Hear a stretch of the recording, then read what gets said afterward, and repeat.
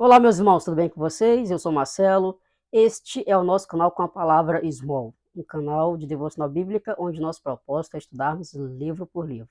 Além das devocionais, existem alguns vídeos também um pouco diferentes. Já fiz quiz, já fiz unboxing, já fiz vlog. Então, assim, tem alguns vídeos também um pouco diferentes aqui, mas nosso propósito inicial mesmo é estudarmos livro por livro. Inclusive, eu tenho uma meta de quando chegar a 500 inscritos, eu vou fazer mais um quiz, e aí quando eu chegar a 1000 inscritos, vai ter mais um quiz especial, e a partir disso o quiz pode virar, pode não, vai virar um quadro. A partir de 1000 inscritos, o quiz vai virar um quadro.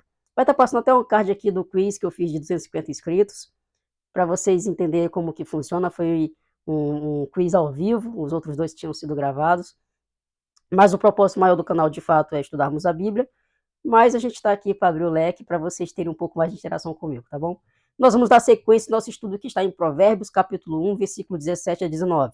Mas nós vamos ler do versículo 10 ao 19, porque na semana passada nós iniciamos essa série de estudo aqui da sedução do mal, onde nós vimos que semana passada é para não ceder, e hoje nós vamos ver que essa sedução ela é inútil.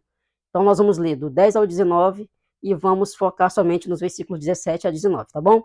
Mas antes do estudo, vou pedir para você só assistir a vinheta rapidinho e depois da vinheta, sim, nós vamos para a devocional.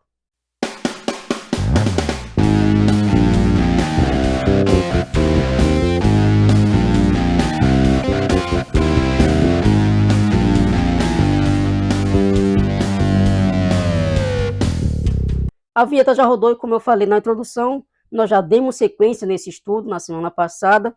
Nós vamos ler então agora do versículo 10 até o 19 e vamos focar somente nos versículos 17 a 19. Diz assim na minha versão NVI: Meu filho, se os maus tentarem seduzi-lo, não ceda. Se disserem, venha conosco, fiquemos de tocaia para matar alguém, vamos divertir-nos armando emboscada contra quem de nada suspeita. Vamos engoli-los vivos, como a sepultura engole os mortos. Vamos destruí-los inteiros, como são destruídos os que descem à cova.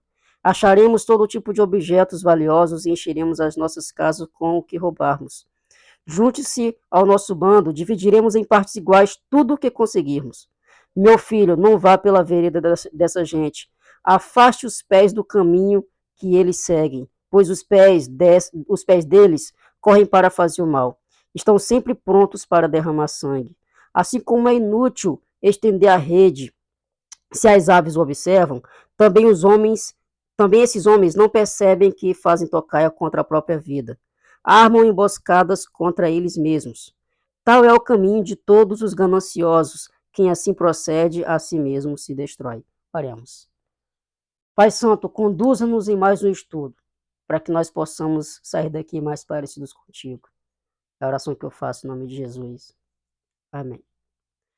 Eu fiquei um pouco curioso, né, depois dessa leitura desse estudo que eu fiz, e aí eu busquei algumas versões para a gente ter um entendimento um pouco também sobre algumas palavras que ficam um pouco difícil de interpretar.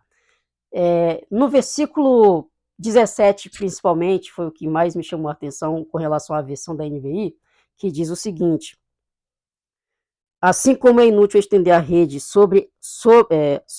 assim como é difícil estender a rede se as aves o observam, também esses homens não já é o 18, né? Também esses homens não percebem que fazem tocaia contra a própria vida.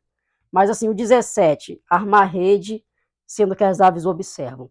Na nova versão transformadora, a NVT, diz assim: se um pássaro vê alguém montar a armadilha, sabe que não deve se aproximar. Então, olha só, o pássaro está vendo a armadilha sendo montada, ele já sabe que não se aproxima. Na nova tradução da linguagem de hoje, não adianta armar uma arapuca enquanto o passarinho estiver olhando. Ou seja, a outra linguagem, arapuca, eu conheço bem porque eu sou nordestino, então a gente armava muita arapuca para pegar os animais para sobreviver na roça, né? Então, aqueles que são protetores dos animais aí, a gente pegava para sobrevivência. A gente ia para a roça, a gente armava as arapucas para pegar nambu, juriti, rolinha, por aí vai. E aí, arapuca, eu conheci essa palavra. Então, ficou bem claro com a nova tradução da linguagem de hoje. Mas a gente sabe também o que é armadilha, a gente sabe muito bem o que é armar rede. Armar rede, por exemplo, para quem não entende, é quando você pega um local e arma a rede no alto, E as andorinhas vão passando, os pássaros vão passando, batem na rede, se agarram nela e depois são capturadas, né? Então, não adianta armar rede se os pássaros estão observando. Não adianta montar uma armadilha se a ave está vendo. Não adianta armar uma arapuca se o passarinho também estiver olhando.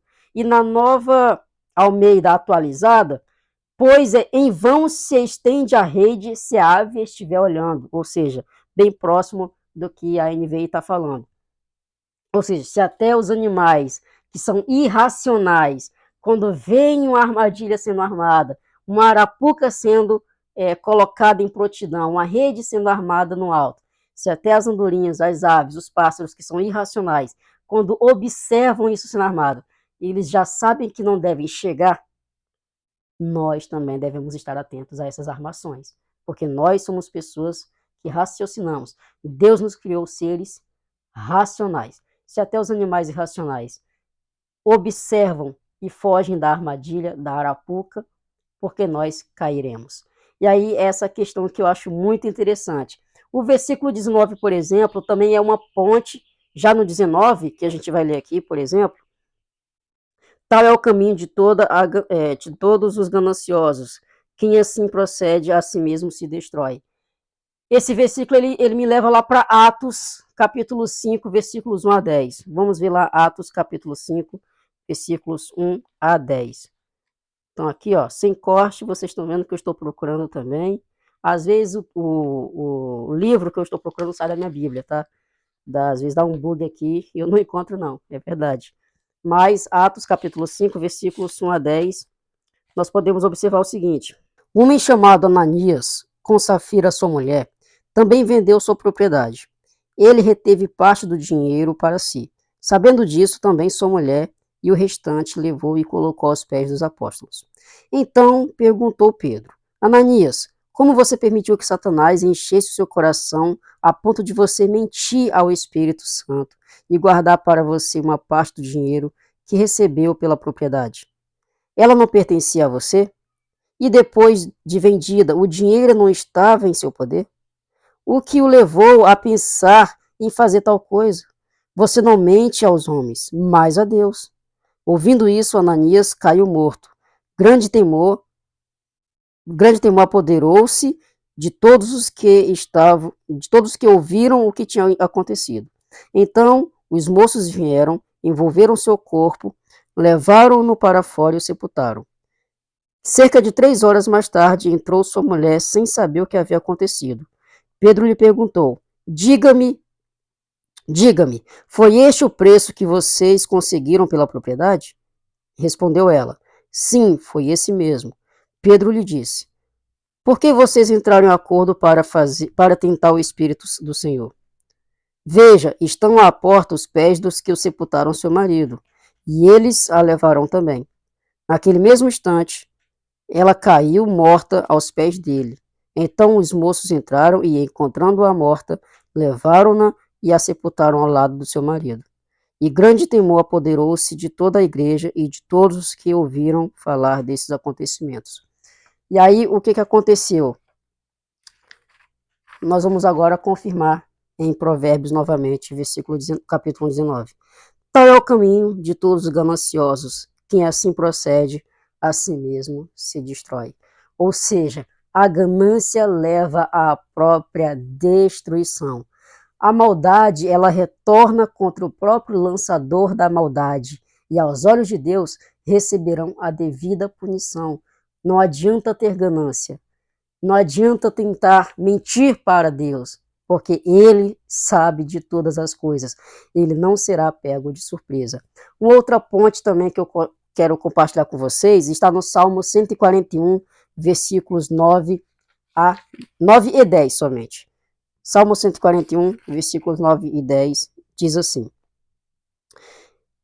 Recaia sobre a cabeça dos que cercam a maldade que os seus lábios proferiram.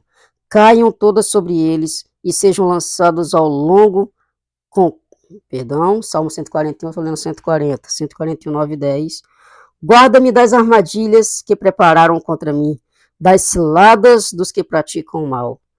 Caiam os ímpios em sua própria rede, enquanto eu escapo ileso.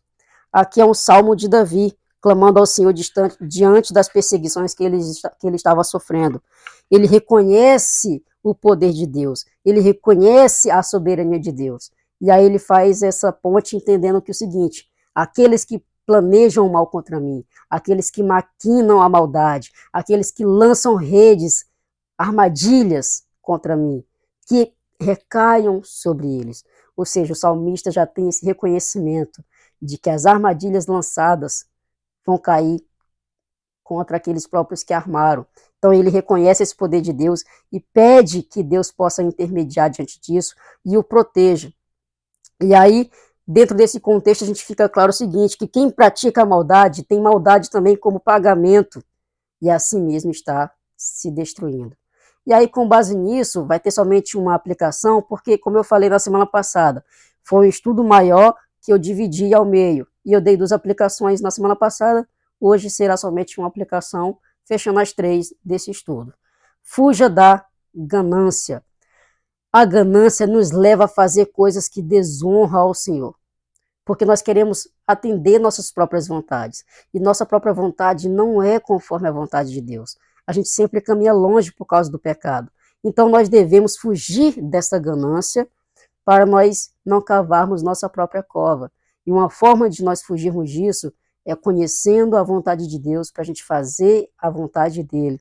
E a gente pode encontrar tudo isso aqui na palavra revelada. Então que a gente possa fugir dessa ganância para a gente não cavar a nossa própria cova. E a grande ideia fica da seguinte forma: a maldade planejada devido à ganância gera destruição ao próprio ganancioso. A maldade planejada devido à ganância gera destruição ao próprio ganancioso.